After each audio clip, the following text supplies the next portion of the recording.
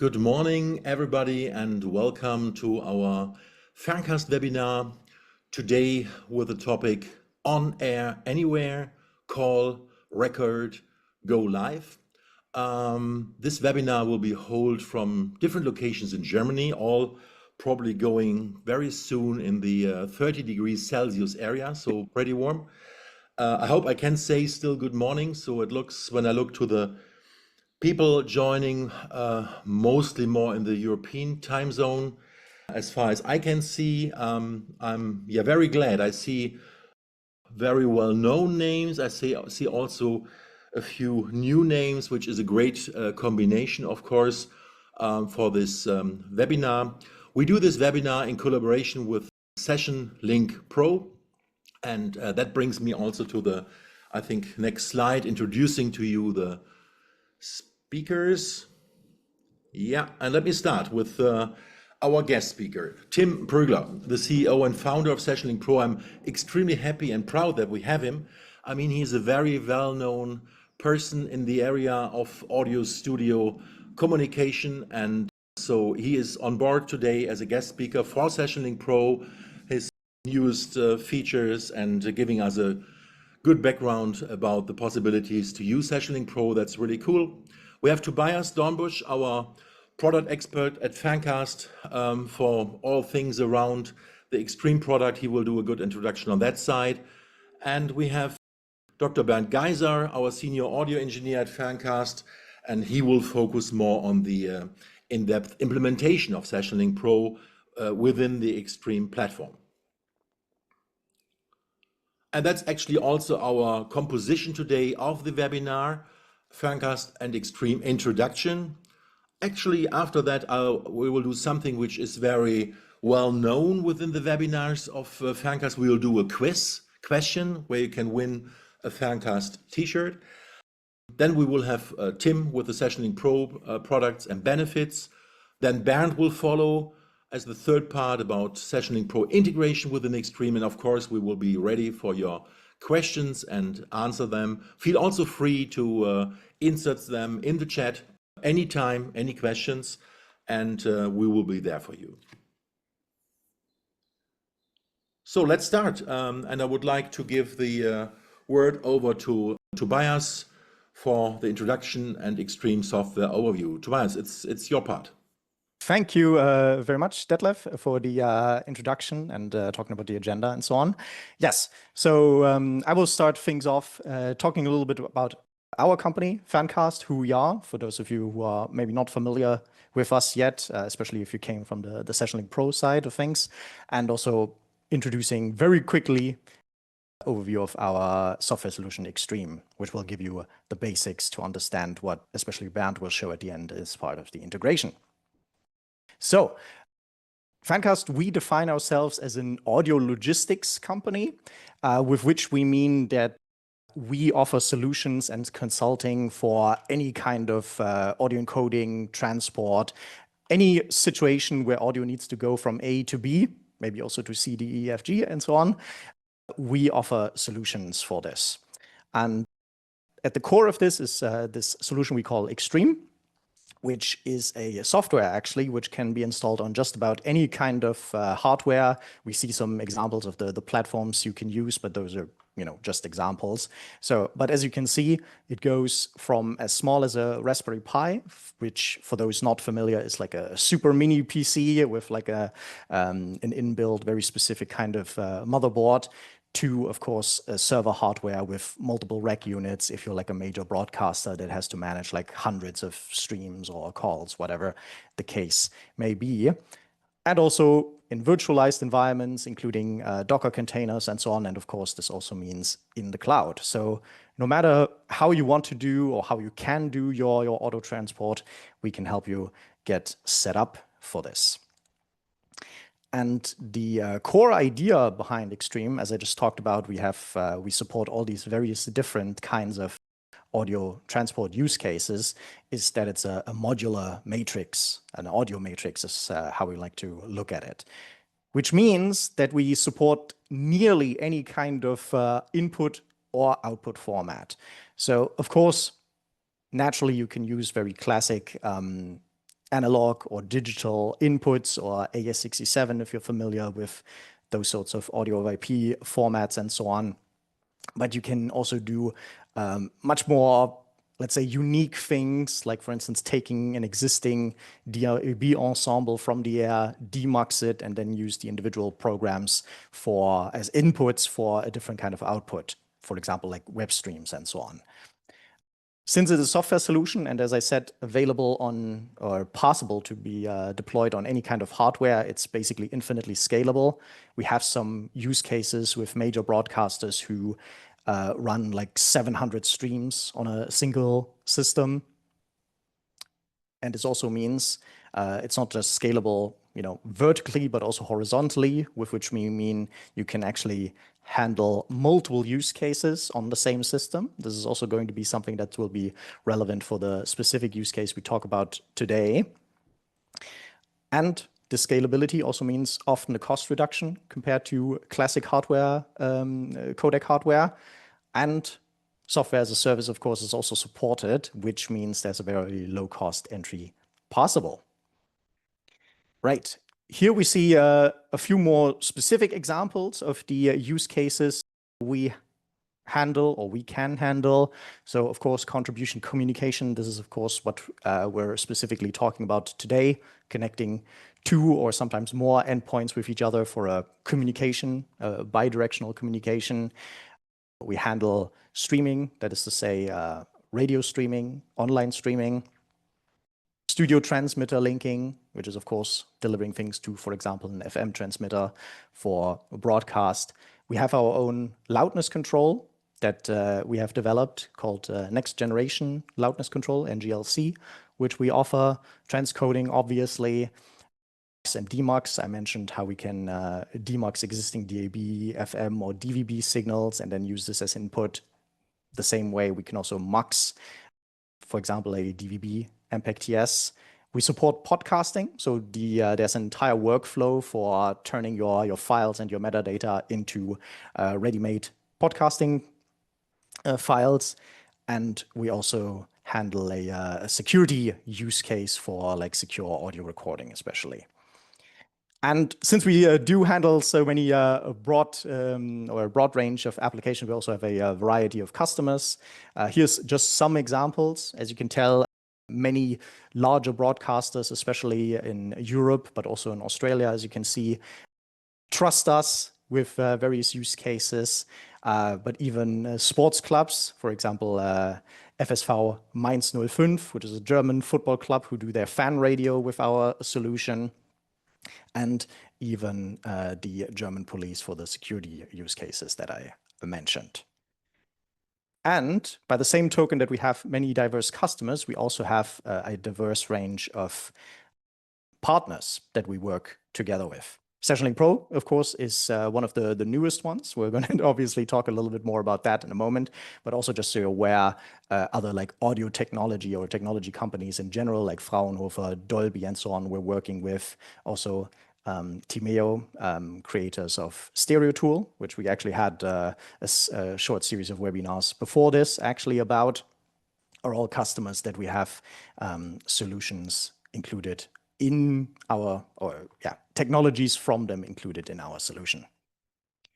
Right. So that was a short introduction about the solution itself. Just to very quickly give you some context for Xstream itself, because of course this will also be relevant for when Bernd shows actually the integration.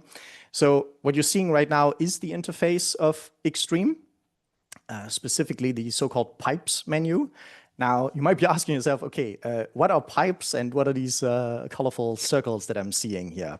So when we conceptualized Xstream, of course, we had to ask ourselves, how do we make this flexibility, the scalability actually sort of comprehensible for the user? How do we make it user-friendly to actually configure and so on? And what we came up with was the so-called pipe concept. So the idea is that everything that happens with the audio signal in the system is displayed as one of these elements in the pipe. So to give you a concrete example, here at the top, you see this VP to stream pipe. And as you can see here on the pipe itself, This is configured for a regular audio interface input. So it could be like an analog or digital, for example, microphone or something like that, or an interface that is inputting the audio. Volume control is enabled, the level is being measured, and in this case, it's MP3 encoded and goes out as an aixtcast stream. So this would be for like web radio, for example, or specifically. However, in the same way, you can configure just about any kind of audio communication, as I mentioned.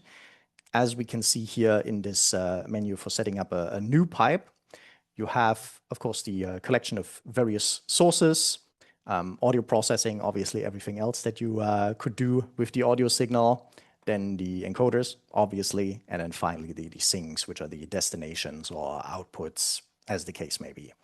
And if we take a short, closer look at the different sources and sinks we support here, of course, you see the audio input that I already mentioned.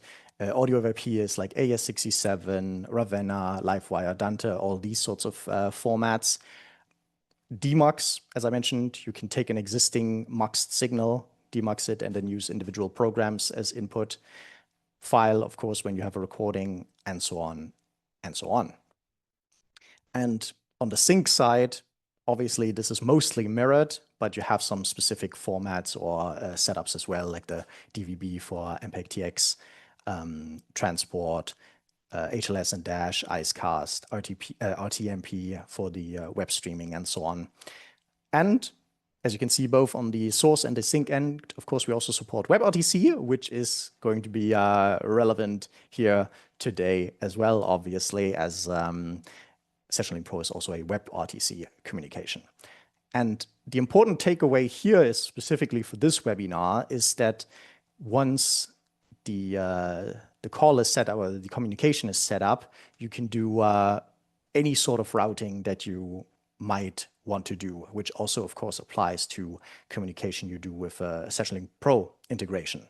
So you can, of course, record it at the same time. You could immediately route it to somewhere else, maybe for a final mix for broadcast, for instance, all on the same system. And as I mentioned earlier, with the flexibility, it also means that you can do your SessionLinkPro communication on the same system that does, any other kind of use case. So thanks, Tobias, for this. I think is a great overview, and it also shows that Xstream has been growing the last years since we started in 2019. And yeah, let me just maybe add a very, very short comment. I mean, when it comes to lots of UIs and systems in the broadcasting house, I think Xstream is a good answer because it has so many functions and allows you so many applications within one UI, within one setup, and avoids multiple support hotlines, multiple UIs. That's the point. And I think also when it comes to our webinar today, so after also working with some others where we integrated functionality, let's say from Stereo Tool, I work with Broadcast Bionic, do API to Music Master or other playlist generators. This cooperation we started a couple of months ago with Tim, I'm very proud of. So we move, I think, very soon to Tim. But before, there is, I think, one important thing, and that's the quiz question. So if we can look to the quiz question. Mm-hmm. The quiz question today is, when was the first version of SessionLinkPro released? So please feel free to type this in the text chat, and we will watch it. Please in the chat to all, not just to one of us, so that people can see what your guesses are and what you think it is. And then later on, we will, of course, give you the exact date and see who will be closest. Yes. And, so as a quick note, since there's some variation here, precision goes over speed. And of course, if there's multiple precise answers, then it's speed that wins out. Exactly. Thanks, Tobias. Yes, and now we move to the exciting part of Tim with SessionLinkPro products and benefits. Tim, it's your time. Thank you, Detlef. Okay. Well, hi there. Thanks for having me here. And yeah, let me first introduce myself. My name is Tim Proegler. I'm the CEO and also the chief developer at SessionLinkPro. Yeah, our company was founded in 2013. and we're in the market since a little bit later, so I won't tell this now, just because of the quiz. Right. Yeah, so I think a couple of our listeners here already know about our company, so but let me still tell you a little bit what SessionLinkPro is all about. Okay, so let me see if I can share my screen. Yeah, that looks good. Yes, works. All right. SessionLinkPro is a browser-based software for bidirectional transmission of audio, media, and video signals. This happens all in real time. And yeah, as Tobias already said, it's built on WebRTC as the core technology just below it. Yeah, we're initially, our products were mainly used in post-production studios. And with the years, we set actually a de facto standard for remote recording in many European countries for the post-production area of media production. With our growing product range, we also had a lot of broadcasters joining our customer base, and we also see quite a lot dubbing facilities in our customer base, which are even doing dubbing for blockbuster movies with our software. We're now operating on a worldwide basis. We have a strong focus in Europe and North, Middle, and South America, though. Our applications run entirely inside the web browser, and the approach for this was to create an application that offers high-quality signal transmission at minimal latency, and this all with a simple user interface. So what you can see on the left side is one of our products. It's actually the initial product we launched. It's SessionLinkPro Recording, and as you can see already, there's not too much to do on the interface. I think it looks pretty clean. I will go into more details a little later now, but so generally speaking, our products are used for multiple areas of media production. For example, it's for remote recording, remote review scenarios, for interviews, for podcasting, and also for remote commentary. Yeah, I'll be demonstrating a connection workflow later to show how easy it actually is to implement a connection with our software. But I will first tell you a little bit about the technical specs.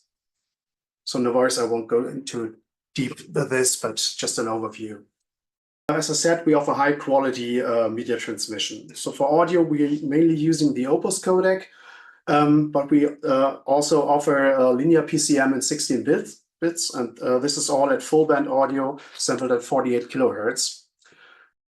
We offer various audio bitrate and channel configurations inside our application. You can set up mono connections with up to 256 kbits per second Opus encoded signals, and even linear 16 PCM. This also applies to stereo.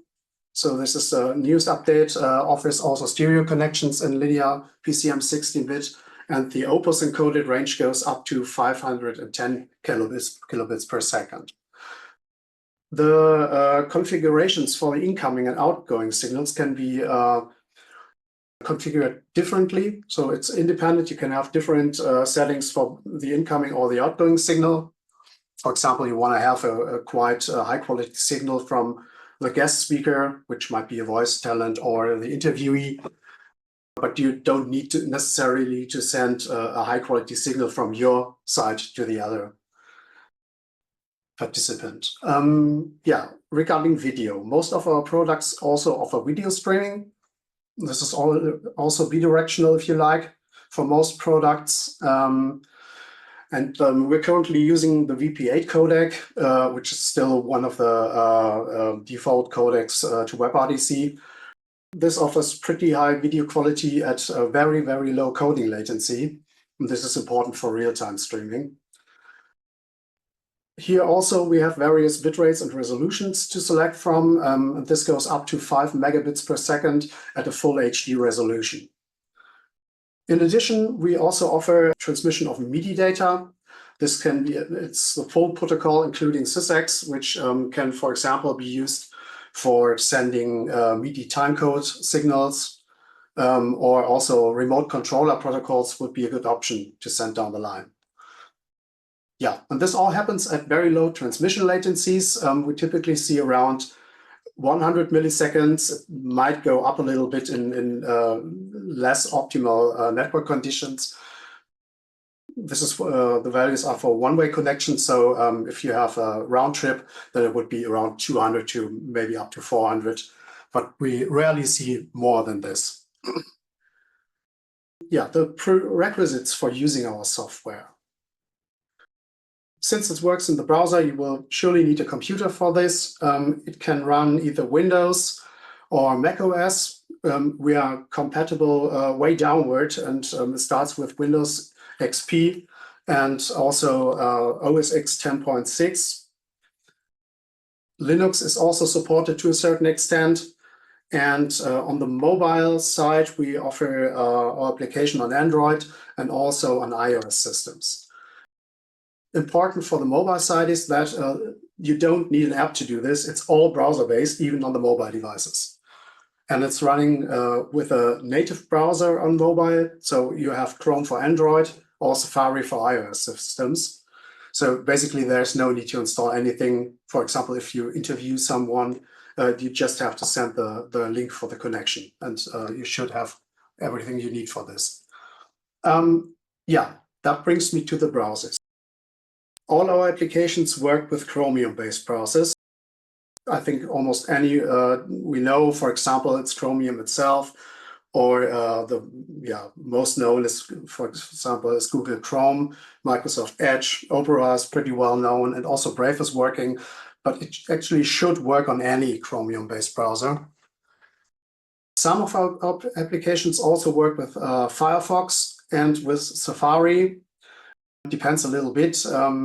We have some applications that need the Chromium-based platform to have the full possibility of all audio routing options inside. Some of them don't work with Safari. But from the mobile side, it works well. If you're going to send MIDI signals, you will surely have to have a MIDI input.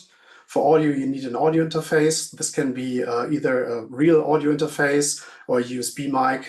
This can also be a virtual audio driver for routing between different applications. And, oh, by the way, for MIDI too, this is also possible with virtual drivers. And if you send video, you will need a video source. This can be either a webcam, but this can also be a video capture device, a virtual video driver, or we offer a built-in screen capture option. Yeah, and for sure you will need an internet connection. This needs to be, let's say, reliable to have a good connection, but I think up to now, most connections are pretty stable worldwide.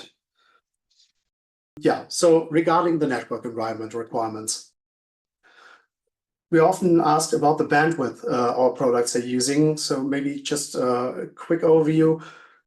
You can easily calculate the bandwidth per connection you're using. And this is just the selected audio bitrate added with a video bitrate.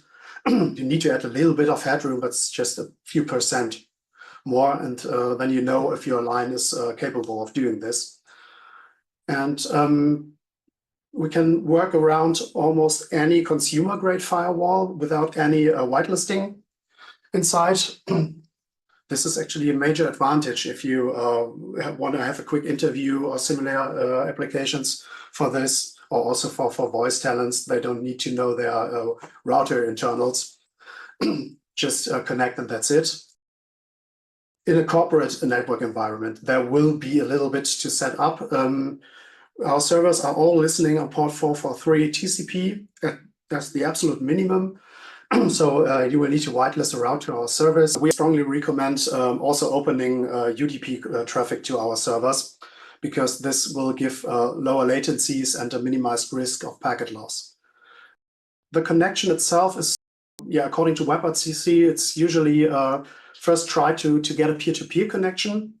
So there's not even a server connection included in the whole process. If this does not work out, you can fall back to a relayed connection through one of our churn servers. The latency is almost not affected by this. It rises just like 20 or 30 milliseconds usually. So this is, I think, not a big deal. And when we're talking about server relayed connections, maybe let's move on to security and privacy.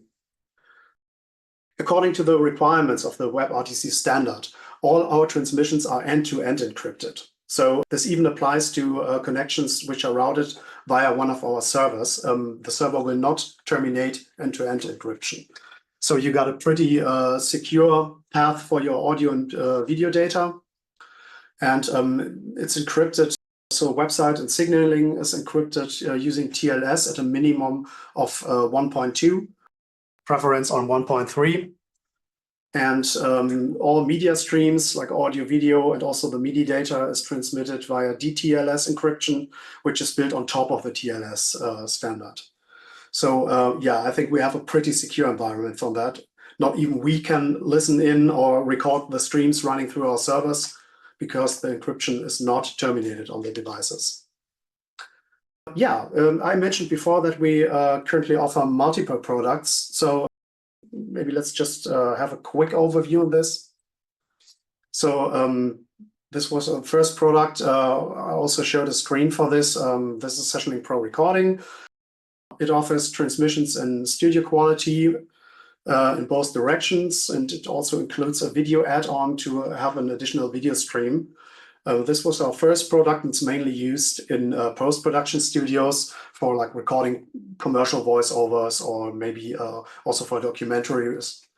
And then we got the SessionLinkPro conferencing product. This is similar to common video conferencing tools like Zoom or Teams, but with the main difference that we offer way better audio quality. So videos, I think, still better than with most applications, but this is also a good thing in the other tools right now. But audio is, yeah, let's say at least broadcast ready. We got SessionLinkPro dubbing. This was developed in close cooperation with major dubbing facilities actually worldwide. We developed this during the pandemic period to allow them the workflows for their dubbing, even when you're locked down. It offers way better audio and video sync than our recording product does, and it also offers enhanced security features like pin codes for the session and overlays on the video stream showing names of the participants, just to get this to be sure that it's not like filmed and the content is not released earlier to the internet, and so it's not leaked. One of our newer products is SessionLinkPro podcasting. As the name suggests, it's mainly built for podcast recordings. You can record yourself and up to 3 guests directly down the line, and a bit different to our other applications, it can be recorded directly inside the web browser without needing to bridge to any DAW. This is it will record it to individual tracks, so you have all options for post-production after this and editing. It is actually by now often also used as an interview tool for broadcasting companies, because the guest interface is even easier than with all the other applications. You can see this on the right side of the lower left image. Just you got metering, you got a big mute button, and that's basically it. So nothing too new from the technical perspective for the interviewee. Yeah, last but not least, we got our SessionLinkPro commenting, which is the latest product we released. This is a remote commentary solution for sending live commentary signals to a broadcaster. Up to 2 commentators can join this, and we offer different audio channels for program audio and for auxiliary signals like a talkback solution of communication purposes. Yeah, so I think that will do by now for a rough overview. So yeah, let me demonstrate how easy it is to set up a connection with one of our products. I'll be using our first one for this recording. And so on the screen on the left side, I got the main user interface open. So as an overview, on the top left, you got the audio and video, video, we don't have video here, but the audio in and output. So you can choose from whatever you have attached to your system. There's optionally a MIDI input to send down the line. Right below, we got the metering section. You see my send meter moving at the moment. I'm just modulating the left channel. So it's a stereo input you're seeing here. Receive signal is blank because there's no connection at the moment. Below this, there's a setup for the outgoing signal that is from you, the host, to the guest.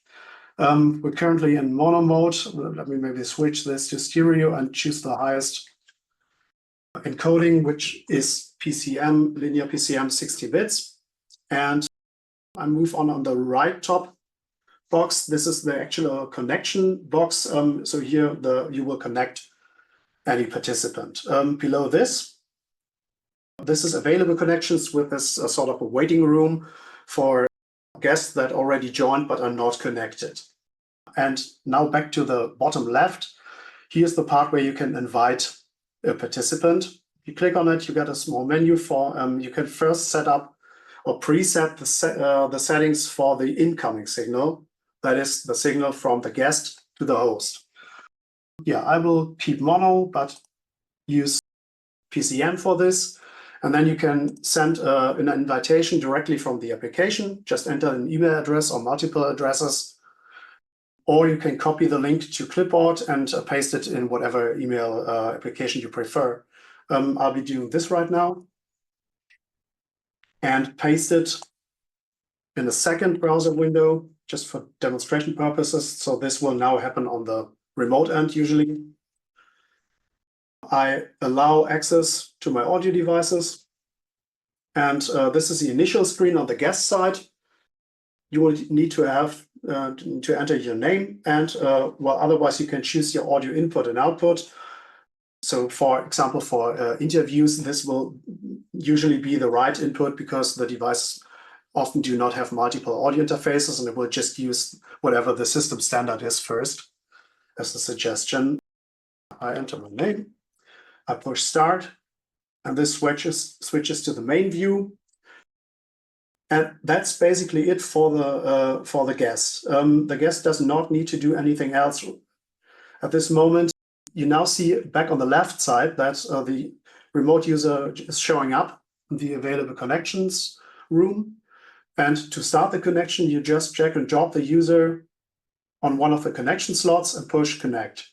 That's it. So I hear a bit doubled voice. I'm muting this to not getting irritated here. But this is basically the connection workflow. It's as easy as this. Yes, I said the mobile. We also have mobile views for some of our products. Maybe I can show you. This is even looking a bit easier than what we had before. So this is how it looks on a mobile device. And this is also so similar to the podcasting solution. You just got the metering, send and receive. You got a big mute button, which also offers push to talk. So if you mute it and hold your spacebar, you can, okay, this won't work because of the screen share, I think. So usually you can just push and hold a spacebar to open the mic, and if you let go, it will close again. And also here, if you want to connect, just double click or drag and drop it up here, push connect, and that's it. Yeah, and most of our products work similar to this. You might have video in addition to this, where you can choose your video hardware before connecting. But yeah, this is the process of doing this. Okay, so maybe let me go back to the slides. So basically, that's all I wanted to say to our products today. So I think you're mainly here because of the upcoming integration that was announced between our services and Ferncast's aixtream software. And yeah, the basic idea was to facilitate workflows, especially for broadcasters, to use our products and put them inside your audio matrix and to process it and do whatever you want with the signal without to have complex routings inside, for example, the control rooms. And it also opens up possibilities for building specific applications for the customer because of the flexibility you have in the Xstream software. Yeah, I think Bernd will go into more details regarding the integration. And so I think I hand this over to him right now. Yeah, thank you very much for listening. Thanks, Tim, for this great overview Yeah. and the increase in functions over time, and also your diversification in terms of products for various target groups. Yeah, I mean, we see from the response here in terms of participants, I think also in the marketplace, probably great satisfaction with your products. There is also a question, but I would like to do maybe the question and answers after Bernd, so we can do it together all and have questions and answers. So that means handing over now. Thank you very much. So now what I'm going to do is actually showing the SessionLinkPro integration into the Xstream product, and I'll try to highlight a little bit what the benefits are that you can expect. Yeah, Tim already mentioned it. So if you are running an Xstream instance in your studio or your master control room, you can, with that integration, now directly host SessionLinkPro sessions inside that software and leverage the full power of the audio connection matrix. So you can do live reconnects, or you can directly output it to Dante or AES67. You can in parallel record. You have connection logging, which is part of Xstream, and you can have multiple connections, and you can host, let's say, if you're running multiple radio stations and you need for each of them, let's say, a contribution from a remote side, you can run multiple instances of the SessionLinkPro integration. Okay. Let me directly go into it. So on the left side, you see the Xstream interface, and this is a little bit similar to what Tobias has shown before. So the only difference is now that this is a pipe group. So you have connected two audio connections together. So that's a receiving connection and a sending connection. And SessionLinkPro is, it has been mentioned, of course, based on the WebRTC technology. So you obviously have to have one audio connection pipe receiving the WebRTC and one sending out the WebRTC. Specialization to SessionLinkPro now is hidden inside this audio source here, and there you already see a couple of specific details. So WebRTC is more like a general standard supported by all the common web browsers to transport real-time audio over them. And what is not specified is the session protocol and special features and how to control the other side or get information from that. And this is one thing which SessionLinkPro does very well, and that's one of the methods that you can select here. There are not yet too many others. We have some local ones for our own products, but SessionLinkPro is meant to be the method of choice to go to communicate with the outside world. Yeah, you see already some technical details here, or there's also a kind of a session link you can send to your peer, and you can enter it into the browser and connect.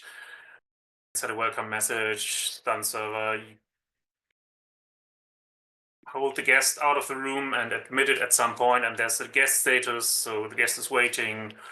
You can see if the guest is muted. You can see if the echo control at the remote side in the browser of the guest is turned on or off. If the guest is recording, if the guest has set a gain, you can even inspect the guest's audio interfaces. And all that is meant to be helpful in enabling the operator at this side to help the guest if there are any problems. So you can say, okay, I see you have a better microphone. Maybe you want to switch to that. Okay.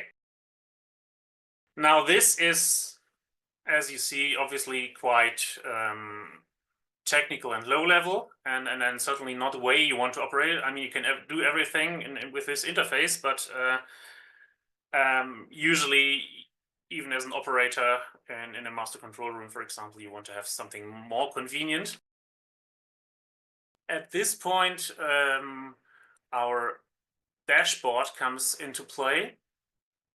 The dashboard is the main side of the Xstream, and you can have custom widgets inside that, and you can configure it to your liking and according to your use case. This is just an example for SIP communication dashboard where you can have SIP calls. And what we have developed now is something which is specialized to SessionLinkPro. And let's say to special use case there, because use cases obviously vary, and you can have, or maybe want different control widgets for different use cases.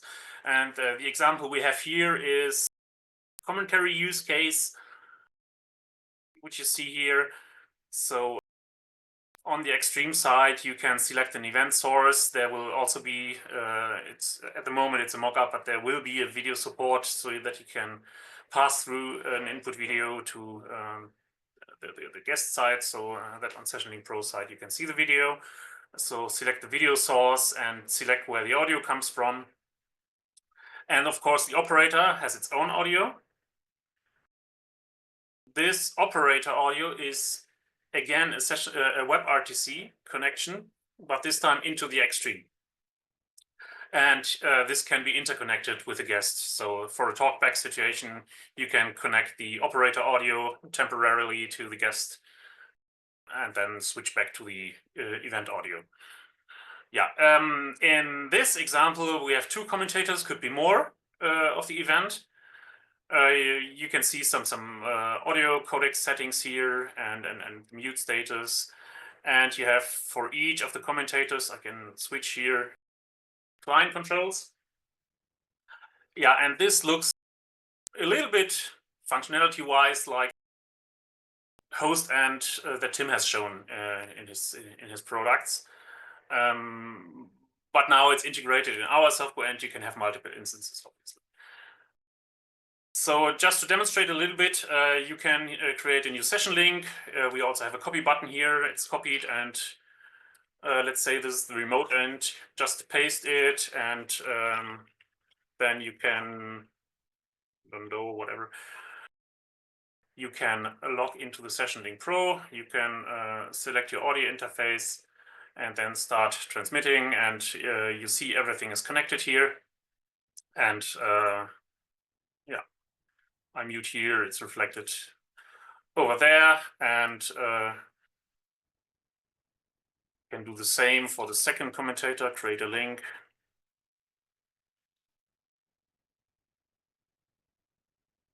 Window, okay, start.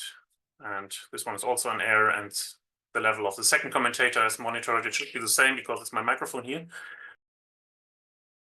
And there is chat facility then in these client controls, so you can chat with commentators. You can route the audio to specific other in-studio connections directly with some clicks here. You can record it on the Xstream side. You can switch the talkback, and of course you can end the connection. So that's, I think, for the live demo part, which the thing I can show you as far as now. I can tell you a few other things which may be relevant. Probably interesting is how is it handled license-wise. As always with our product Xstream, you have to obtain a feature license for a particular feature, and then one feature will be SessionLinkPro feature. It's usually not so expensive, and then per usage of that feature, there will be, of course, a license fee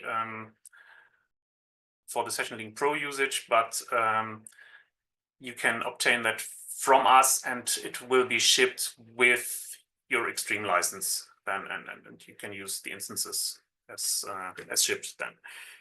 So obviously this is one application. So we will be constantly expanding that with other widgets, but we, as always, do prefer to do that together with our customers. So it can also be done on request. So because those specific interfaces are best developed with the concrete person operating that. That's our experience. And that's, of course, what we're willing to do. Yes, feature-wise, what we will integrate, it's not yet there, but the stereo, Tim has shown it. Obviously, for an enterprise product, the linear 16 will also be enabled very soon, so that we have PCM audio. I think that's quite important for such a kind of product. And the video, of course. I think that should be enough for now. So we only have 10 minutes left, but maybe we can discuss a little bit more in the question and answer session, I guess. Yes. Cool. Thanks, Bernd, for this cool composition of information. So yeah, we are, before coming to the question part, we are back to the quiz question and about the first release. And the quiz answer you can see and compare with what you typed in the chat is first release, yes, was 30th of June 2014. And after lots of guesses in the chat, we can clearly see that Jens Uwe gave was the first one giving really the completely precise information about this release date. So congratulations. Then I think it is time for questions and answers. I believe there was one open question already. If you have any others, please put them in the chat and we get to them. This one's probably best for Tim. Is there automatic feedback detection in SessionLinkPro? This depends a little bit on the product used. We have products that offer, so we offer acoustic echo cancellation for inside our products, except for the recording product where we just want uncompromised audio in any way. But in podcasting and dubbing and conferencing also, there is an echo cancellation. And I think we will also have this in the cooperation with aixtream. Yeah. Yes, there was another question. I saw the question on the echo cancellation. Maybe that fits. Yes, at the moment you saw that you can see the get status. So, but we think about the possibility that the operator at the extreme side can handle the echo cancellation, so that the guest does not need to take care of it. What we do explicitly not want is to control the guest muting, so that has to be operated by the guest himself because of privacy, of course. Okay, yeah, thanks for the questions so far. Any other questions? Yeah, maybe it's best if Bernd answers our plans for this. Yeah, it's in the planning, but it will for sure be network video. So SD2110 or something will be definitely in there, and that's probably the most relevant. But to be the local video, which is probably less relevant. But yeah, but it's always a thing we are customer driven. It's also, of course, on request. Nonetheless, our focus is definitely on being audio experts. So in this case, of course, we need and we want the video feed, the video input. Nonetheless, of course, the focus is on taking the video that already exists, maybe pass it on to the guests, to the commentators in the classic use case and so on. But we do not plan to do much in the way of like video re-encoding, transcoding, and the like. Yeah, not at least for a real operative video. So it's the video is more on the side for us, so that the commentator has a preview video and the operator has, like here in the Zoom, a small video of the commentators inside or the guest in the SessionLinkPro sessions. But it's more. Yeah, a tool for us, I guess. Yeah. But yeah, as Bernd already said, currently our focus is on the commentary use case, which of course means that things like ST2110 and so on are relevant. But obviously, we can imagine this being interesting or useful for other use cases, and that may require different video inputs. So if that's the case, definitely talk to us and we can see what we can do. A few more questions also. How do you handle multiple connections in one session with just one pipe group? Yeah, good question. That's at the moment, it's not planned.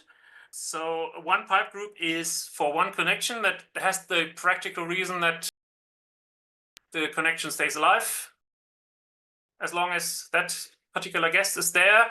The interconnection between multiple WebRTC guests is planned to be done on the extreme side. So you have more or less free configuration where to route the audio. And of course, part of that could also be to interconnect WebRTC guests among each other.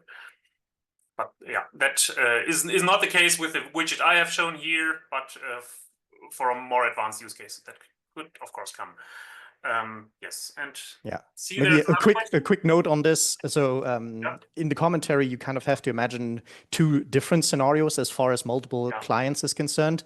So right now, this is actually configured for the use case where you have one event that is meant to be commentated by two or more different people. For example, you could imagine different languages or different target audiences. Maybe one is like the blind commentary, which is of course more extensive and so on.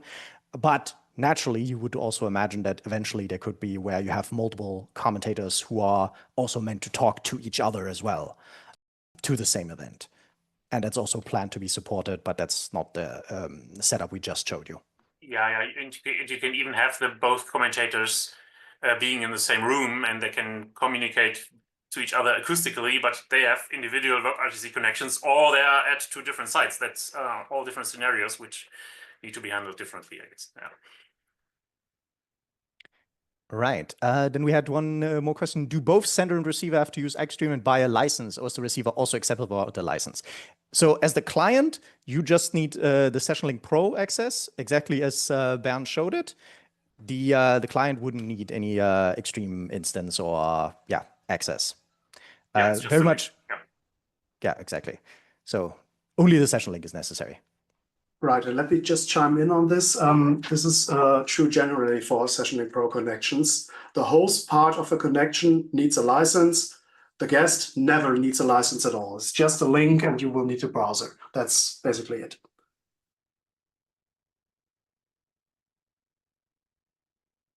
Okay.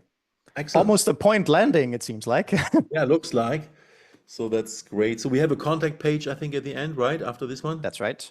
Okay, that's probably also cool. If anything comes up to your mind, any other questions, please contact us for this. We're very happy and to answer those. Yeah, I mean, from my point of view, thanks for participating and for this great webinar. Thanks to Tim, Bernd, and Tobias. Appreciate very much all your contributions, and also the discussion was very valuable.